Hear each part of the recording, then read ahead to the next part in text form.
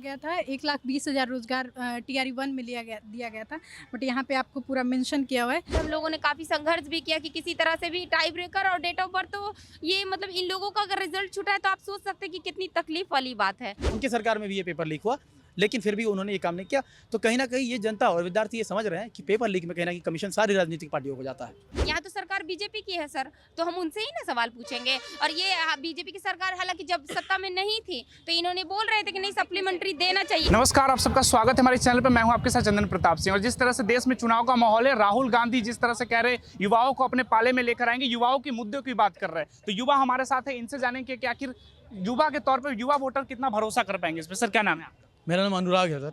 युवाओं को लेकर जिस तरह से बात हो रही थी अभी, कैसे देखते हैं आप? सर देखिए, सारी पॉलिटिकल पार्टी कहीं ना कहीं जुमला खेल रही है, ठीक है।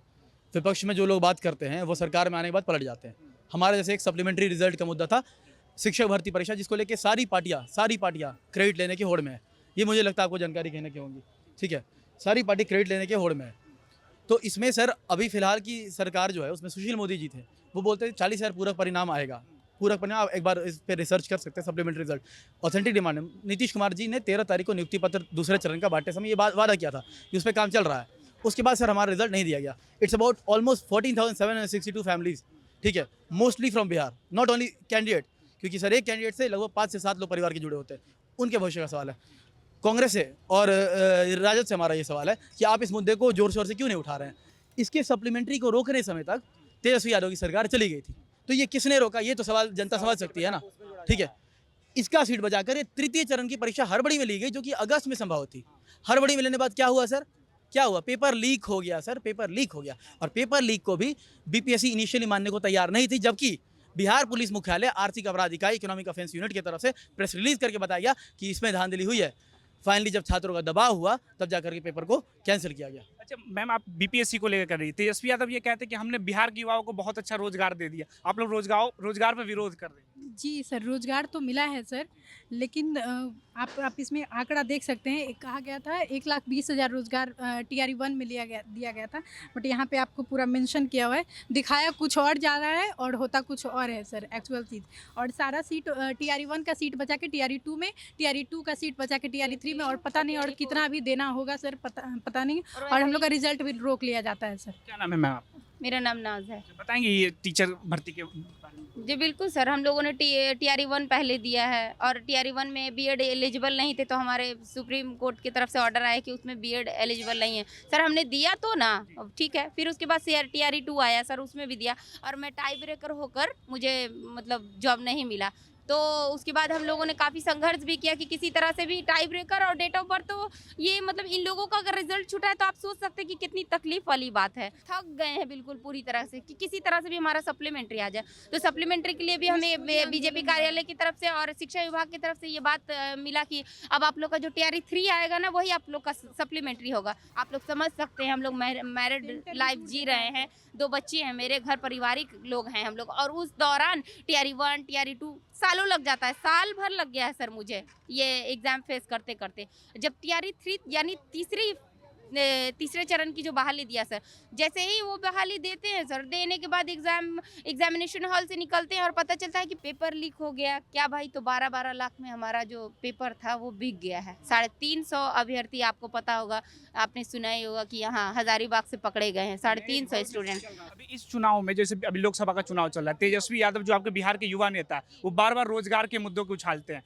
तो सर उनकी सरकार थोड़ी है जो हम उनसे सवाल क्वेश्चन पूछेंगे। यहाँ तो सरकार बीजेपी की है सर, तो हम उनसे ही ना सवाल पूछेंगे। और ये बीजेपी की सरकार हालांकि जब सत्ता में नहीं थी तो इन्होंने बोल रहे थे कि नहीं सप्लीमेंट्री देना चाहिए। ये देखिए सप्लीमेंट्री आना चाहिए। ये देखिए सर, 40,000, ठीक है सर, लेकिन 40,000 में अगर ये 4 विद्यार्थी का भी दे देते ना तो बहुत बड़ी बात होती। और फिर उसके बाद इन लोगों ने खेल किया। फिर टीआरई 3 हम लोगों ने दिया, पेपर लीक हो गया, परीक्षाएं रद्द हो गई। मुझे गवर्नमेंट से यही पूछना है कि आप क्या कहना चाहते हैं? TRE 1, TRE 2, TRE 3, 4, 5 tie breaker, date of birth करके सब हम लोग को मतलब छांटते जा रहे हैं। आप लोग तो अपना रोजगार कमा रहे हैं ना, क्योंकि 12-12 लाख में पैसा आप ही लोग के फंड में गया है। सरकार कई बार ये तर्क देती है कि सभी युवाओं को तो सरकारी नौकरी नहीं मिल सकती, युवा कुछ बेहतर प्राइवेट सेक्टर में कर सकते हैं, इंटरप्रेन्योरशिप की बात होती है बार बार। जब आपको जॉब नहीं देना है तो आप वैकेंसी निकालते क्यों हैं? हम लोगों को भी बोल दीजिए कि नहीं वैकेंसी नहीं आने वाली, तो हम लोग अपना सालों साल बाल बच्चा लेकर परेशानी पारिवारिक होते हुए भी बच्चे को लेकर, हालांकि मेरा एक बच्चा पेशेंट भी है, उसको लेते हुए हम लोगों ने ये फेस किया है। तो भैया बोल दो ना कि वैकेंसी नहीं आएगी तो हम भी अपने घर में बैठ जाएंगे, लेकिन ये वैकेंसी आ रही है।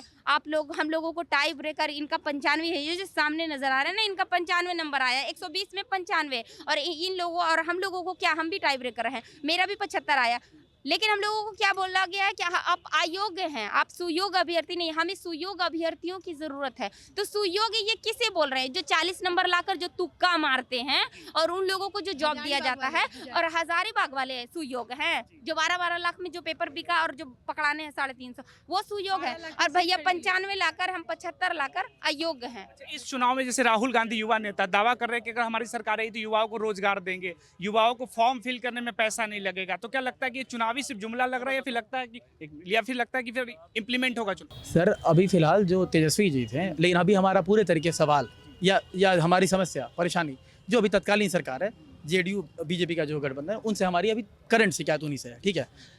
लेकिन जहाँ तक आपने बात किया तेजस्वी जी और राहुल गांधी जी की, तेजस्वी जी पहले भी कहते थे कि पेपर अगर लीक होता है तो छात्रों को बहुत ज़्यादा परेशानी होती है, वो ट्रैवलिंग में खर्च होते हैं, उनके होटल्स के खर्च होते हैं, तो उनको जैसे हमारी सरकार आई 3 से 4 हज़ार कुछ ऐसा उन्होंने बोला था, सरकार आने के बाद उनको वो दिया जाएगा। उनकी सरकार में भी ये पेपर लीक हुआ, लेकिन फिर भी उन्होंने ये काम नहीं किया। तो कहीं ना कहीं ये जनता और विद्यार्थी ये समझ रहे हैं कि पेपर लीक में कहीं ना कहीं कमीशन सारी राजनीतिक पार्टियों को जाता है।